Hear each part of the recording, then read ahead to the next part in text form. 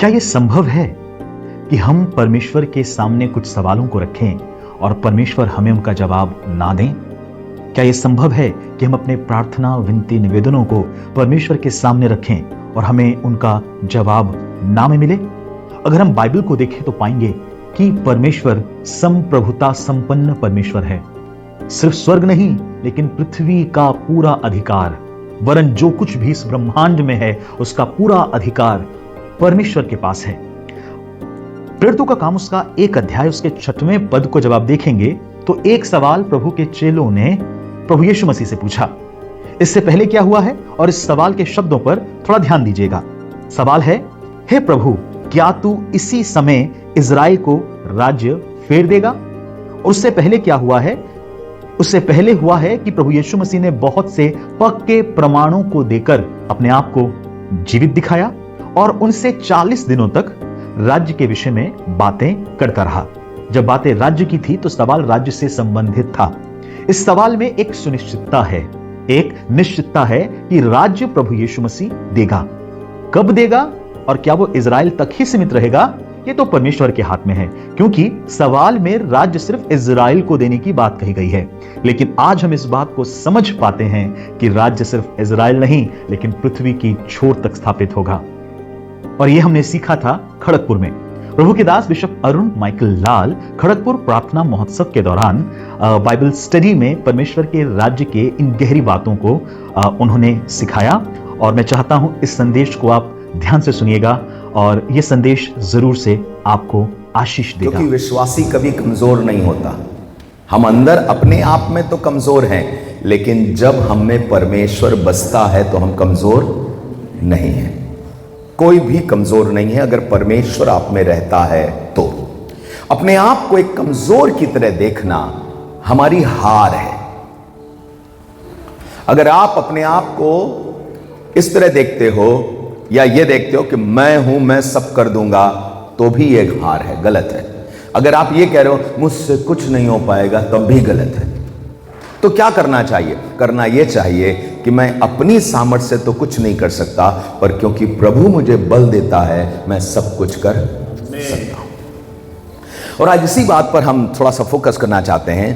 प्रेरितों का काम, उसके पहले अध्याय से, उसके पहले पद से लेकर के 8 पद तक देखेंगे और उसकी एक खास बात पर गौर करेंगे। प्रेरितों का काम पहला अध्याय पहले पद से लेकर के उसके 8 पद तक थियोफिलस को लिखा गया था, पर वो हम सब के लिए भी उतना ही मान्य है। देखिए क्या कह रहा है। हाँ पढ़ें। हे थियोफिलस, हाँ, मैंने पहली पुस्तिका उन सब बातों के विषय में लिखी जो यीशु आरंभ से करता और सिखाता रहा, उस दिन तक जब तक वह उन प्रेरितों को जिन्हें उसने चुना था पवित्र आत्मा के द्वारा आज्ञा देकर ऊपर ना उठाया गया। उसने दुख उठाने के बाद बहुत से पक्के प्रमाणों से अपने आप को उन्हें जीवित दिखाया और बहुत से पक्के प्रमाण दिए और अपने आप को क्या दिखाया? जीवित दिखाया। यीशु जिंदा है, इसका प्रमाण दिखाया। आगे सुनिए। और 40 दिन तक वह उन्हें दिखाई देता रहा। इसका मतलब यह प्रमाण 1-2 दिन नहीं दिया, पर 40 दिन तक प्रमाण दिया। किस बात का प्रमाण दिया? 2 चीजों का प्रमाण दिया। क्या वो 2 चीजें थी? कि पुराने नियम में मेरे बारे में लिखा है, उसका प्रमाण उसने शास्त्र से दिया, और अपनी उपस्थिति से यह प्रमाण दिया कि मैं वही हूं और देखो मौत को हराकर मुर्दों में से जी उठाऊं। 2 चीजों का उसने प्रमाण दिया। पहला कि वो उद्धार करता मैं हूं, जिसे यशाया ने बताया। यिर्मयाह में जो नई वाचा है वो मेरे द्वारा आएगी। मैं ही कोड़े खा करके मारा जाऊंगा और 3 दिन मुर्दों में से जी उठूंगा, मैं ही हूं। प्रमाण दिया पुराने नियम से। और तब दूसरी बात क्या करी? उसने प्रमाण दिया कि मैं मुर्दों में से जी उठाऊं। आगे सुनिए क्या लिखा है। हाँ, और परमेश्वर के राज्य की बातें करता रहा। और परमेश्वर के राज्य की बातें करता रहा। किसका राज? मेरा राज, आपका राज, किसी देश का राज, रोम का राज, यहूदियों का राज नहीं। किसका राज? परमेश्वर का राज की बातें करता रहा। कितने लोगों से? उन 12 प्रेरितों से। जिनको उसने चुना था, परमेश्वर के राज की बातें करता रहा। इसका मतलब क्या है? परमेश्वर के राज की बातें का क्या मतलब है? मतलब साधारण सा यह है, परमेश्वर का राज ऐसे स्थापित होता है, ऐसे बढ़ता है, ऐसे चरम पर पहुंचेगा और वो तुम्हारे अंदर और तुम्हारे द्वारा यह काम होगा। परमेश्वर के राज्य के विषय में, परमेश्वर के आंसुओं के विषय में नहीं, पर परमेश्वर के राज्य के विषय में। इसका मतलब हमारा परमेश्वर राजा है और राज्य करता है। यह बात उसने मुर्दों में से जी उठने के बाद फिर से बताई और समझाता रहा। कितने दिन? 40 दिन। बार बार उनसे क्या बातें करता था? परमेश्वर के राज्य की, कि वो राजा है। तुम इस तरीके से देखो, परमेश्वर राजा है। परमेश्वर दुनिया को देख करके रो नहीं रहा है, दुनिया को देख करके सिर्फ दुखी नहीं हो रहा है, पर राजा है। एक दिन इसी दुनिया को अपनी महिमा के लिए बदल देगा और वो राजा के रूप में दिखाना मांग रहा है अपने आप को। आगे सुनिए क्या लिखा है। हाँ, और उनसे मिलकर उन्हें आज्ञा दी, और उनसे मिलकर चेलों को आज्ञा दी, यरूशलेम को ना छोड़ो। क्या मत छोड़ो? मुझे बताइए, यरूशलेम सबसे सुरक्षित जगह है या सबसे असुरक्षित जगह थी विश्वासियों के लिए? सुरक्षित या असुरक्षित? यहां पर चेले सेफ थे, सुरक्षा में थे, या यहां सबसे ज्यादा खतरा था? क्यों खतरे थे यहां पे? क्योंकि इसी नगर में इनका उद्धारकर्ता मारा गया है। इसी नगर में यीशु मसीह के सबसे ज्यादा विरोधी हैं, कलीसिया के सबसे ज्यादा विरोधी हैं। इसी नगर में दुनिया के सब यहूदी अगुए जो यीशु और कलीसिया के विरोध में हैं, वो जमा हुए हैं। और इसी नगर में बड़े बड़े अधिकारी रोम के भी उन दिनों में आए हुए हैं। तो यहां क्या लिखा है? कौन सा नगर मत छोड़ना? यरूशलेम मत छोड़ना। सबसे खतरनाक शहर है, सबसे ज्यादा नुकसान होगा। यहां अधिकारी लोग किसी भी समय पकड़ लेंगे तो हमारी जिंदगी खतरे में है। पर यीशु मसीह कह रहा वही नगर मत छोड़ना। क्यों? उसके पीछे रीजन ये है, क्योंकि परमेश्वर की योजना में ये नगर ही वो नगर होगा जहां वो आत्मा उंडेलेगा और दूर दूर देशों के लोग एक दिन में पतरस के द्वारा सुसमाचार सुन करके आकर्षित होके चेले बन जाएंगे। आमीन। सबसे खतरनाक जगह से भी परमेश्वर सबसे बड़ा उद्धार का कार्य कर सकता है। हालेलुया। सबसे अधिक जहां खतरा हो वहां सबसे अच्छा काम संभव है। हालेलुया। इसलिए अपना गांव, अपने शहर जहां आप रहते हैं, परेशान मत होइए। छोटी जगह है तो क्या हो गया? अगर परमेश्वर ने वहां आपको रखा है तो उसे मालूम है वहां से वो क्या कर सकता है। हालेलुया। छोटे परिवार में पैदा होने से कोई प्रॉब्लम की बात नहीं, छोटे शहर में पैदा होने से कोई प्रॉब्लम की बात नहीं है। ये कमजोरी नहीं है आपकी। गरीब मां बाप से पैदा होना आपकी कमजोरी नहीं है। आपकी कमजोरी सिर्फ इतनी होगी कि आप परमेश्वर के ठहराए हुए परिवार में, ठहराए हुए मंडली में, ठहराए हुए स्थान में ना रहें। यही आपकी कमजोरी होगी। और अगर परमेश्वर ने ठान लिया और किसी जगह को, किसी जन को, किसी परिवार को चुन लिया तो उस जगह से अपनी महिमा जरूर जरूर से ले गया। एक परिवार उसने चुना था, यिशै का परिवार। उसकी ठूंठ से एक शाखा निकलेगी। ये यिशै का परिवार है कहां का? बैतलहम एफ्राता का। बैतलहम एफ्राता कितना बड़ा शहर है? यहूदा के हजारों में गिना भी नहीं जाता, इतना छोटा इलाका है ये। इसका मतलब क्या है? जब 1000 शहर गिने जाते हैं तो उसमें एफ्राता का नाम भी नहीं आता। कहां लिखा है? मीका 5 में लिखा हुआ है, ए बैतलहम एफ्राता, तू यहूदा के हजारों में गिना भी नहीं जाता, तो भी तुझ में से एक अधिपति निकलेगा। हालेलुया। परमेश्वर की निगाहें छोटे से छोटे शहर, खतरनाक से खतरनाक शहर, गरीब से गरीब परिवार में लग जाती हैं तो वो वहां से भी अपना उद्धार का कार्य कर देता है। इसलिए चिंता नहीं करना, अपनी गरीबी, अपनी कमजोरी, अपने छोटे उससे परेशान मत होना। आगे बढ़ते हैं, देखिए क्या लिखा है। यरूशलेम को मत छोड़ना, हाँ, परंतु पिता की उस प्रतिज्ञा के पूरे होने की बाट जोते रहो, परंतु पिता के प्रतिज्ञा की पूरे होने की बाट जोते रहो, जिसकी चर्चा तुम सुन चुके हो। जिसकी चर्चा तुम सुन चुके हो। पिता की प्रतिज्ञा क्या थी? मैं अपना आत्मा भेजूंगा। मुझे बताइए, ये आत्मा के बारे में सुनने के बाद इन्होंने 10 दिन लगातार क्या किया? इसी प्रेरितों के काम पहले अध्याय में 14-15 पदों में पढ़ेंगे तो वहां लिखा है, और ये सब कई स्त्रियों के साथ एक मन होकर प्रार्थना में लगे रहे। प्रतिज्ञा पाने के बाद प्रार्थना बहुत जरूरी है। प्रॉमिस मिल गया आपको, अब प्रार्थना जरूरी है। इसका मतलब क्या है? हे प्रभु, हमें मालूम है प्रॉमिस हो गया। इसका मतलब यह नहीं कि प्रॉमिस अपने आप पूरी हो जाएगी। प्रॉमिस देने वाले भी तुम हो और प्रॉमिस पूरा करने वाले भी तुम ही हो। हुक्म भी आपकी तरफ से आएगा और काम भी आपकी तरफ से होगा। वचन भी आप दोगे और वचन को पूरा भी आप करोगे। ऐसा नहीं कि वचन दे दिया अब अपने आप काम हो जाएगा। नहीं, हमको और आपको प्रार्थना में लगे क्यों रहना है? क्योंकि मेरा परमेश्वर वचन देकर के पीछे नहीं हट जाता, या मेरा परमेश्वर वचन देकर के ये नहीं कहता अब हो गया, अब अपने आप हो जाएगा। नहीं, वो उस वचन को पूरा करने के लिए लगा रहता है। उसने कहा था याकूब से, जब उस याकूब ने दर्शन देखा ना उत्पत्ति में, जब याकूब ने दर्शन देखा, एक सीढ़ी है और परमेश्वर के दूत उस पर चढ़ते और उतरते हैं, और वहां परमेश्वर की आवाज उसके पास आई, और क्या आई?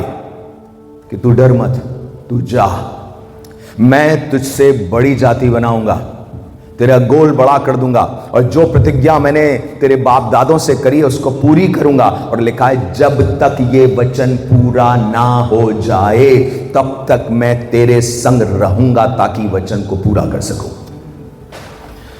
खुदा ऐसा नहीं कि प्रतिज्ञा देकर के भूल जाता है, प्रतिज्ञा के बाद लगा रहता है। इसलिए हमसे क्या कहता है? प्रार्थना में लगे रहो। आगे सुनिए क्या लिखा है। हाँ, क्योंकि यूहन्ना ने तो पानी में बपतिस्मा दिया, हाँ, तो परंतु थोड़े दिनों के बाद तुम पवित्र आत्मा से बपतिस्मा पाओगे। तुम पवित्र आत्मा से बपतिस्मा पाओगे। हाँ, अतः उन्होंने इकट्ठे होकर उससे पूछा, हे प्रभु, क्या तू इसी समय इस्राएल को राज्य फेर देगा? हाँ, अब असली मुद्दा आ रहा है। इन्होंने इकट्ठे होकर क्या सवाल पूछा? सवाल क्या था? क्या तू इसी समय इस्राएल को राज्य फेर देगा?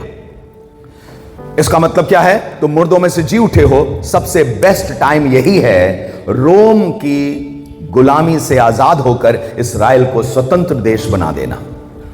जैसे हम लोग बहुत समय तक मुगलों की गुलामी में, फिर उसके बाद अंग्रेजों की गुलामी में, लेकिन जब स्वतंत्रता आई तब हमारे पास अब कोई और नहीं, हमारे अपने नियम ही हमको चला रहे हैं।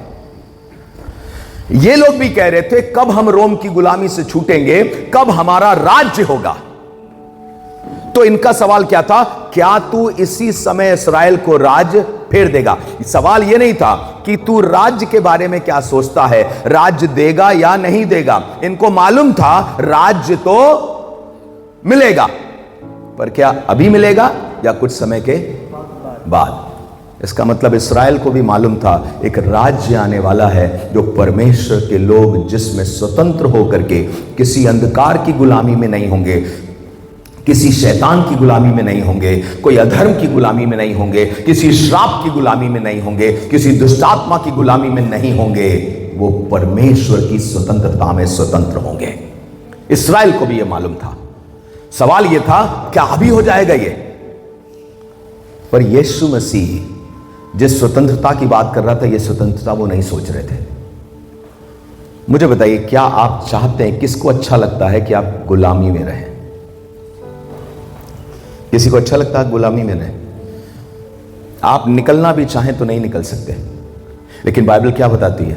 परमेश्वर हमें एक राज्य देना मांगता है, सिर्फ गुलामी से आजादी नहीं देना मांगता। अब एक बहुत इंपॉर्टेंट चीज सुनिएगा यहां पर, क्या तू इस्राएल को राज्य फेर देगा? तब सुनिएगा जवाब क्या आया। हाँ, उसने उनसे कहा उन समयों हाँ या कालों को जानना जिनको पिता ने अपने ही अधिकार में रखा है तुम्हारा काम नहीं है। इसका मतलब यह नहीं है कि राज्य नहीं मिलेगा, राज्य मिलेगा, लेकिन समय की चिंता मत करो कब। इसका मतलब उसने यह पक्का कर दिया कि हां राज्य तो मिलेगा, लेकिन समयों की चिंता तुम मत करो। तुम इस समय के बारे में मत परेशान हो। अब आगे सुनिएगा क्या लिखा है। परंतु अब मुख्य पाठ, हाँ, जब पवित्र आत्मा तुम पर आएगा तब तुम सामर्थ पाओगे हालेलुया।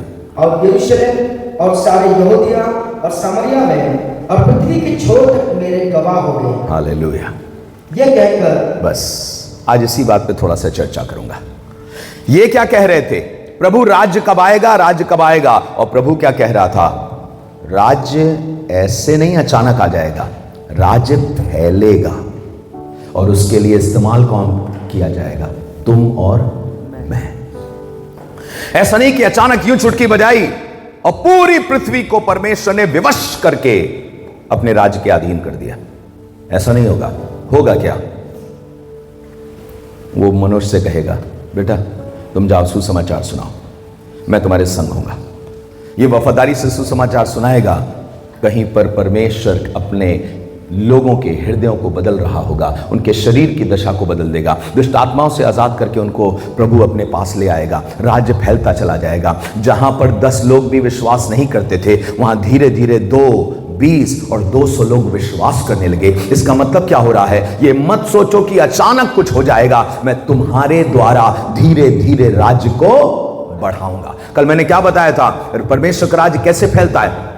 खमीर के समान है, धीरे धीरे धीरे धीरे पूरा क्या कर देता है? वो खमीरा कर देता है। इसी तरह से परमेश्वर का राज्य फैलता है। जिस घर में आप रहोगे ना, अगर आप पवित्र आत्मा से भरे हुए हो तो उस घर में परमेश्वर का राज्य आपके द्वारा बढ़ता चला जाएगा। आप देख लोगे। आप घरों के लिए परेशानी नहीं बनोगे, घरों के लिए आशीष बनोगे। उस घर के लिए आशीष का कारण बन जाओगे। तुम्हारी प्रार्थनाओं के द्वारा अंधकार के बंधन टूटते चले जाएंगे। आज समस्या क्या है? बहुत से लोग जिस घर में जाते हैं, कोई लड़की की शादी हुई, किसी घर में गई, वहां के लिए आशीष नहीं बनी। कोई लड़का किसी दूसरी जगह गया, उस शहर गया, किसी जगह काम किया, कई बार वो आशीष नहीं बनता उसके लिए। जबकि परमेश्वर कह रहा पवित्र आत्मा आएगा ना तो तुम्हारे द्वारा परमेश्वर का राज्य फैलेगा। जिस किसी घर में आप जाएंगे वहां अंधेरे को डर लगेगा आपसे। जिस किसी घर में जाएंगे दुष्ट आत्माएं आपस में बात करेंगी, ये आ गया भाई, ये खतरनाक आदमी है। हमें दुष्ट आत्माओं से डर लगता है और दुष्ट आत्माएं हमसे डरती हैं। मोहल्ले के कुत्ते देखे आपने? ऐसा ही होता है। वो आपकी तरफ भौंकते हैं और पीछे भी हटते हैं, और हम और आप भी हटो हटो हटो हटो हटो हटो। वो आपसे डर रहा है और आप उससे डर रहे हो। आप बताओ, जिसके अंदर यीशु मसीह है उसे दुष्ट आत्माओं से डरने की जरूरत है? राजाओं का राजा जिसके अंदर रहता है उसको दुष्ट आत्माओं से डरने की जरूरत है? ये क्यों सोचना? अब ये छोटी सी बिटिया बैठी है, अगर ये चिंता करने लगे कि हाय रे वहां पे दुष्ट आत्मा आ गई है, मैं नहीं कर सकती, मैं डर रही हूं। बता, तुम्हारे अंदर राजाओं का राजा बैठा है और तुम एक प्यादे से डर रही हो? नहीं, एक छोटी सी चीज से डर रही हो। वो लोग जिनके हाथ में वचन रूपी तलवार है, वो झींगुर से डर रहे हैं। नहीं, आप बताइए, कोई जन जिसके पास सारे हथियार हैं, वो छिपकली को देख करके भागे और डरे? और एग्जैक्टली ऐसे ही हो रहा है विश्वासियों के साथ भी। क्यों? दो चीजें, या तो पवित्र आत्मा उनके अंदर नहीं है, और या तो पवित्र आत्मा है पर उनके अंदर यह विश्वास नहीं है कि वो परमेश्वर की सामर्थ से जहां जाएंगे वहां राज्य परमेश्वर का फैलेगा। आमीन, हालेलुया। ये आपके मन में जो बैठ गया ना, विश्वास या अविश्वास, वो वही काम करता है। कितने लोगों को मालूम है कि अविश्वास भी एक तरीके का विश्वास है। डर भी एक तरीके का विश्वास है। क्या है? डर भी एक तरीके का विश्वास। अगर मुझे इससे डर लग रहा है, ये कुछ कर देगा, ये कुछ गड़बड़ कर देगा, कुछ गड़बड़ कर देगा, ये मुझे मार देगा, तो इसका मतलब मुझे इस पर, इसकी ताकत पर यह विश्वास है कि ये मुझे बर्बाद कर सकता है। इसका मतलब मुझे अपनी शक्ति पर विश्वास नहीं है, पर उसकी शक्ति ज्यादा है, इस पर विश्वास है। अपने बगल वाले से बोलिए, अविश्वास भी एक विश्वास है, जो गलत विश्वास है जिस पे नहीं होना चाहिए उसी पे विश्वास है। तो एक्चुअली कहा जाए तो अविश्वासी कोई नहीं है, सबको या तो सही पर विश्वास है या गलत पे विश्वास है। आपने नकली नोट रखा है और दुकान में जाकर यूं ऐसे कह रहे हैं, देना जरा सा 2 कॉफी देना। आपको नहीं मालूम ये नकली है, पर आपको नोट पे बड़ा विश्वास है। जब आपने उसके पास दिया तो उस आदमी को मालूम ये नकली वाला नोट है, तो वो यूं लेगा और लेके बोलेगा, बहुत गलत चीज पे विश्वास किया है तुमने इस नकली नोट में ये ताकत नहीं है कि तुम्हें 2 कॉफी क्या 2 कौड़ी दिलवा सके लेकिन विश्वास तो है, विश्वास सबके पास है। किसी का गलत चीज पे विश्वास है और किसी का सही चीज पर विश्वास है। बचपन में आपने पता नहीं कहानी सुनी है कि नहीं सुनी है, एक स्त्री थी जिसने सोने का कटोरा, सोने या चांदी का कटोरा था, उसे पुराने बर्तनों के भाव एक जन को बेच दिया था। क्यों? क्योंकि वो कटोरा इतना गंदा था कि वो कटोरा पीतल लग रहा था, सोने की चमक उसमें से चली गई थी। उसको सच मालूम नहीं था, जो चीज 5 लाख की थी उसने 50 रुपए में बेच दी। क्यों? क्योंकि उसकी कीमत उसे मालूम नहीं थी। एसाव ने भी तो यही किया था ना, उसके पास हक है, पहलौठे होने का पद है, पहला बेटा दुगने का अधिकारी था, उसके पास यह हक था, पर इसने क्या किया? बेच दिया। क्यों? क्योंकि इसने कहा मैं मरा जा रहा हूं, इससे मुझे क्या लाभ होगा। बेटा, कौन एक बार भोजन न खा के मर जाता है? लोग 40-40 दिन उपवास करके जिंदा हैं। तुम एक बार का खाना नहीं खाओगे तो मर जाओगे। यह गलत विश्वास ही बहुतों को ले डूबता है। सही विश्वास, पवित्र आत्मा की सामर्थ पर विश्वास कि परमेश्वर मेरा सामर्थी प्रभु है, यह आपको बचा के रखता है। बहुत से लोग जिनमें दुष्ट आत्मा नहीं है ना, कोई उनके पास आता है, कहता है हम देख रहे हैं कुछ है तुम्हारे अंदर, निकलो निकलो। तो ये भी अपना सोचते हैं धीरे से, अब पादरी हैं, इतने बड़े पादरी हैं, कह रहे हैं तो हम में होगा कुछ निकलने वाला। अब दिमाग में आ गया, इसको बोला जाता है द पावर ऑफ सजेशन। अभी देखिए अभी देखिए अभी देखिए आप गिरेंगे, अभी देखिए आप गिरेंगे। धीरे धीरे आपका माहौल बनने लगेगा गिरने का।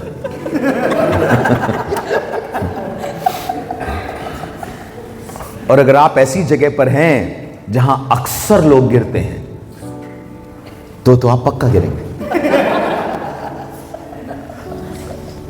नहीं, प्रभु ऐसा करता है, कई बार हमारे पास बल नहीं रह जाएगा। डैनियल के साथ भी हुआ और यहेजकेल के साथ भी हुआ, लेकिन प्रभु को करने दो ना। तुम काहे सलाह दे रहे हो हमें, और तुम काहे हाथ रख करके धक्का दे रहे हो हमें? प्रभु को करने दो, जब गिराना होगा गिराएगा, उठाना होगा उठाएगा, उसका अपना काम है। तुम क्या पाओगे? पवित्र आत्मा आएगा तो तुम क्या पाओगे?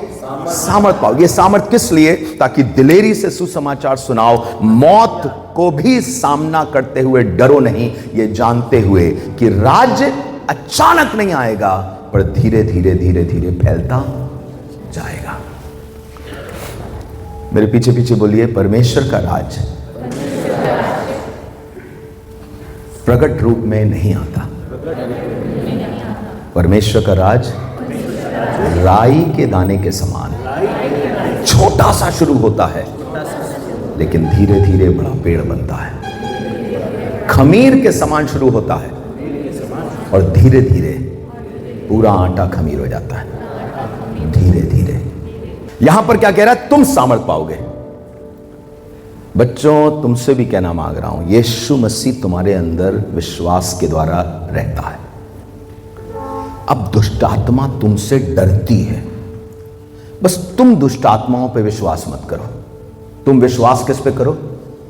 यीशु मसीह पे विश्वास करो। मैं ये विश्वास करता हूं क्योंकि मैं याकूब के घराने का अर्थात इब्राहिम के वंश का विश्वासी हूं, कोई श्राप मुझ पर पड़ नहीं सकता।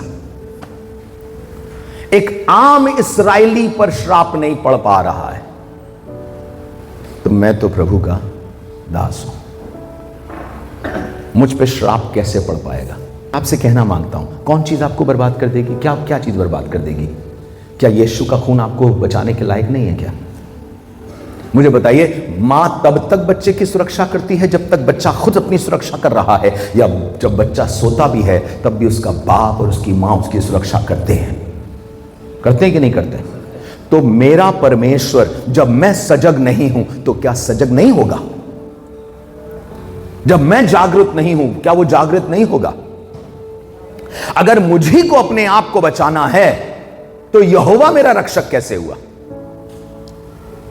फिर से समझिए, मैं क्यों कहूं यहोवा मेरा रक्षक है अगर मुझी को अपने आप को बचाना है?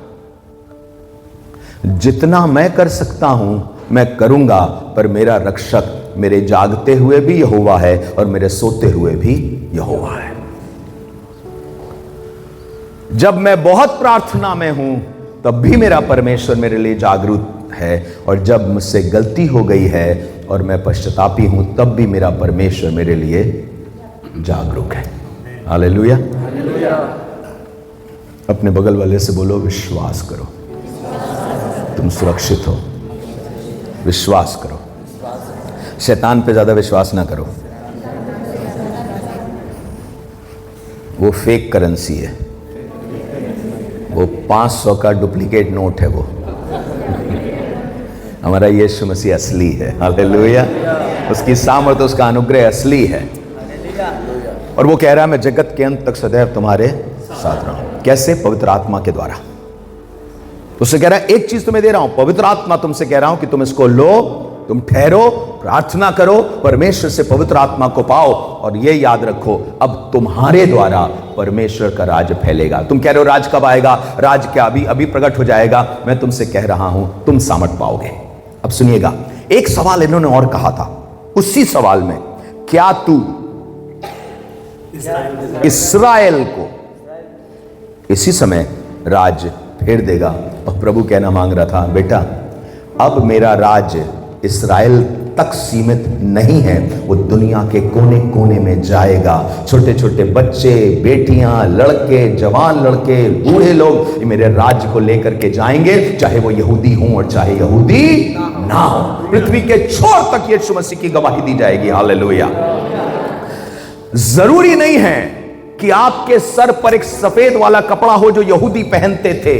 जरूरी नहीं है कि आप यरूशलेम जाएं और जाकर के आराधना करें। जरूरी नहीं है कि आप यहूदियों वाला वो वाला बजाएं और तभी कहें पवित्र आत्मा यहां है। यह सब कुछ नहीं होगा कर्नीलियस के घराने में, तब भी वहां पवित्र आत्मा अपना काम करेगा। हालेलुया। क्योंकि अब राज ना इस्राएल के द्वारा ही सीमित हो गया है और ना ही इस्राएल तक सीमित है। फैलाने वाले कौन होंगे? छोटे छोटे लोग होंगे, हर जाति के लोग होंगे, हर कुनबे के लोग होंगे, हर घराने के लोग होंगे, जगह जगह अलग अलग तरीके से लोग होंगे, अमीर होंगे, गरीब होंगे, अनपढ़ होंगे और पढ़े लिखे होंगे। अब ना इस्राएल तक सीमित है और ना इस्राएल के द्वारा ही सीमित है। कैसे होगा? तुम पवित्र आत्मा का वरदान पाओगे। क्या आपके द्वारा परमेश्वर का राज फैल सकता है? यस, मैं सच बता रहा हूं। तुम लोग तीनों बच्चों यहां बैठे हो, यीशु मसीह के नाम में तुमसे कह रहा हूं, आपके द्वारा आशीष पाएगा, आपका घर आपके द्वारा आशीष पाएगा। जहां पैर रखोगे ना, उस घर के लोग कहेंगे जब से आप आकर के वचन सुनाने लगे हैं हमारे घर में आशीष आई है। और मैं बताऊंगा अभी, और इसको और क्लियर करूंगा और आप देखते चले जाएंगे। यूसुफ गुलाम बन के पहुंचाया गया था, यूसुफ गुलाम बन के पहुंचाया गया था, पर यह बच्चा जवान अपने दुख से दुखी नहीं है। एक तो बहुत से जवानों के साथ समस्या क्या है ना, अपनी दशा में दुखी होकर जो कर सकते हैं उस जगह के लिए वो नहीं कर रहे, कुछ ज्यादा ही दुखी हो गए। हाय रे मैं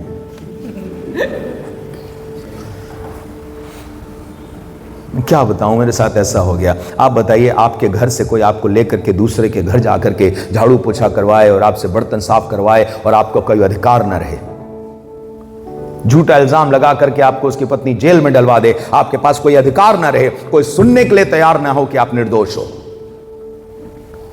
आपको क्या लगेगा? अब आपके द्वारा कोई बरकत होगी?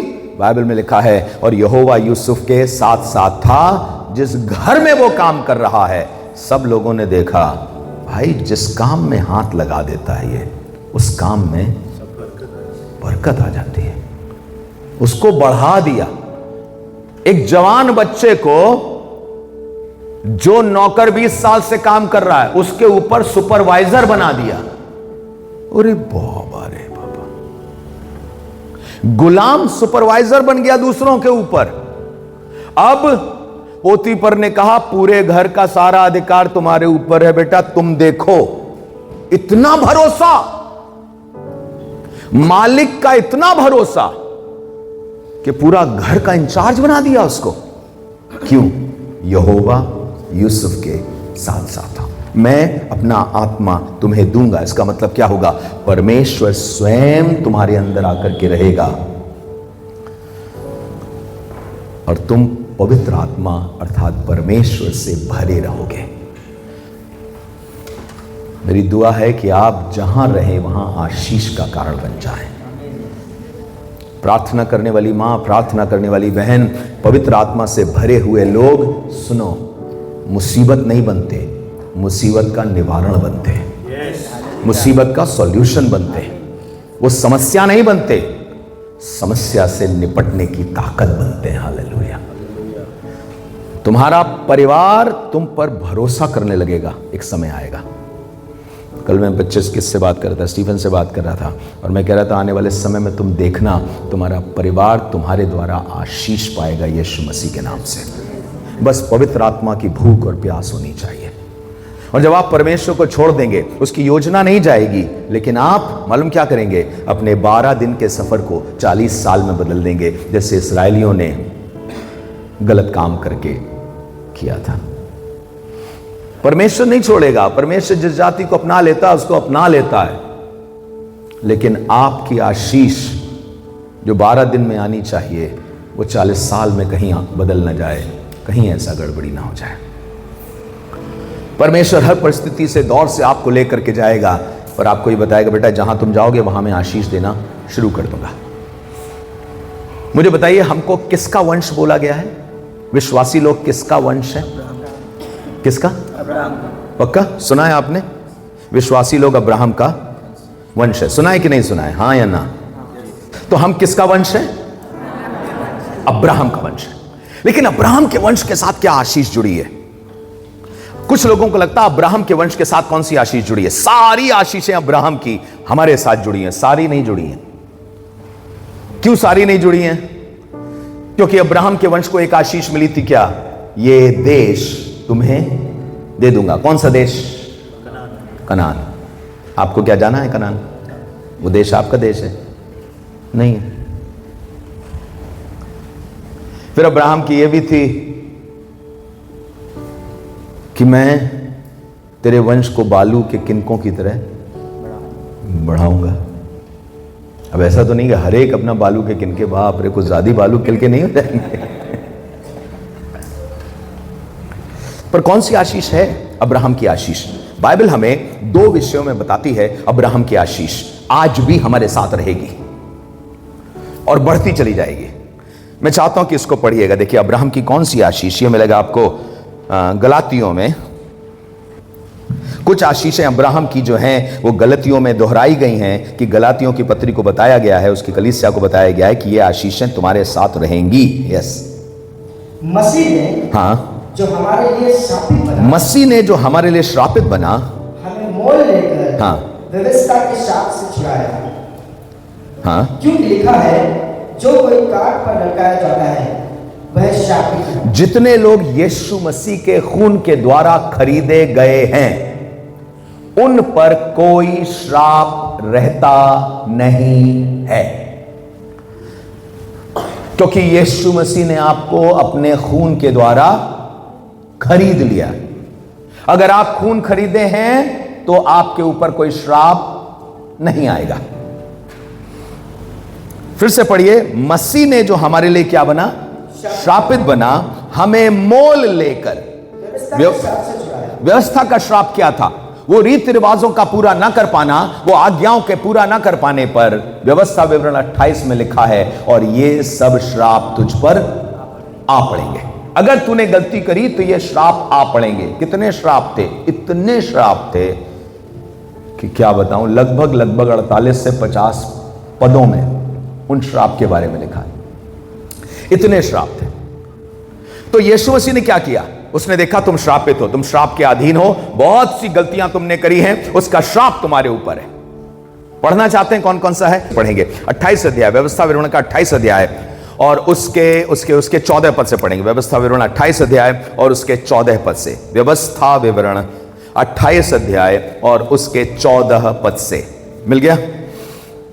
28 14 पद से।